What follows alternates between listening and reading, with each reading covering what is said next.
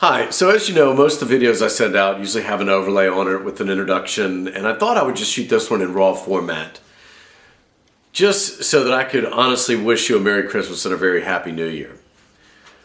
Hi, I'm Steve Rockefeller, and as you know, I'm a loan officer with SunTrust Mortgage.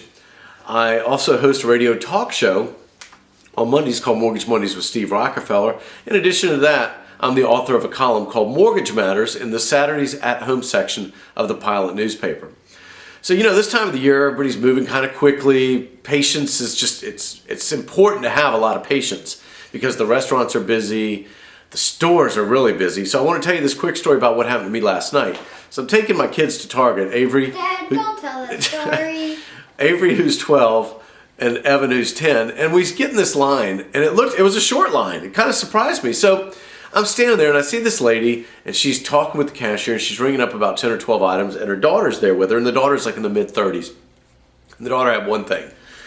Well, all the items were rung up and this lady's looking at this receipt and she wouldn't move, and the cashier's looking at her and the daughter's looking at her, and there was a $2 mistake, a legitimate $2 mistake on the receipt.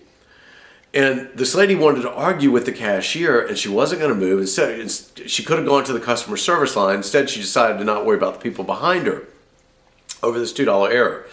So I'm standing there and I could hear the people in line me with all their catcalls and comments.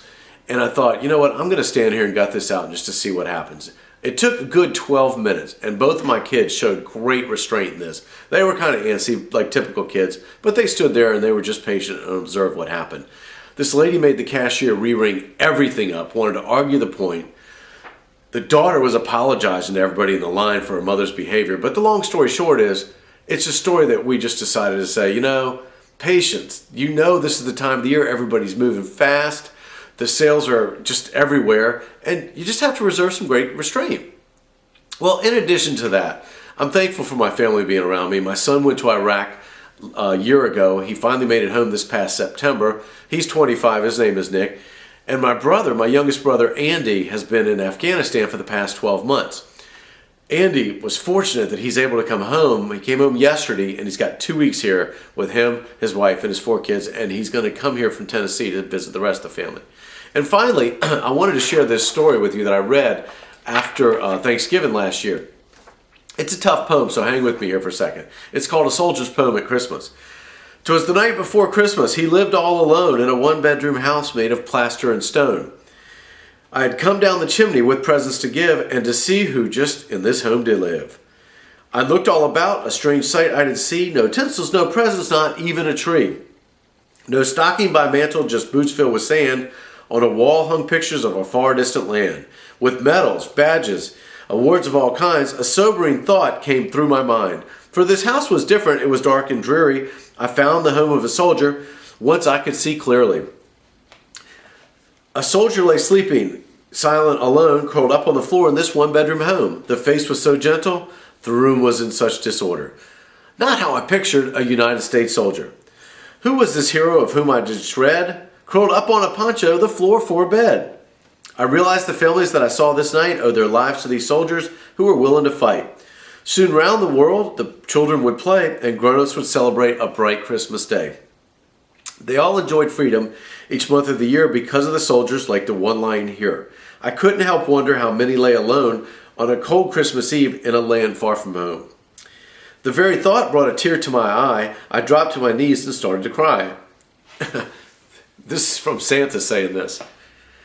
The soldier awakened and I heard a rough voice. Santa, don't cry, this life is my choice. I fight for freedom, I don't ask for more. My life is my God, my country, and my core. The soldier rolled over and drifted to sleep. I couldn't control it. Poor Santa says, I continued to weep. I kept watch for hours. So silent and still, Evan, you might have to read this part.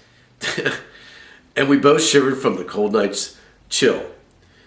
I didn't want to leave on that dark, cold night. This guardian of honor, so willing to fight. Then the soldier rolled over. Here, why don't you read this part, Evan? Okay. Here you go. Why don't you read that part right there? Look at the camera, back up a little bit. There you go. Right here. And the soldier rolled over. Then the soldier rolled over, voice, soft a purr, whispered, "Carry on, Santa, it's Christmas Day, all is secret." Okay. So here's, in case you didn't hear Evan, he says, then the soldier rolled over with a soft voice and pure, whispered, "Carry on, Santa, it's Christmas Day, all is secure." One look at my watch and I knew he was right. Merry Christmas, my friend. And to all a good night. What a great story and a poem from so many that are serving in other places that we just take for granted. So I want you guys to have a great Christmas, an even better New Year, and we'll see you next week. Have a great evening.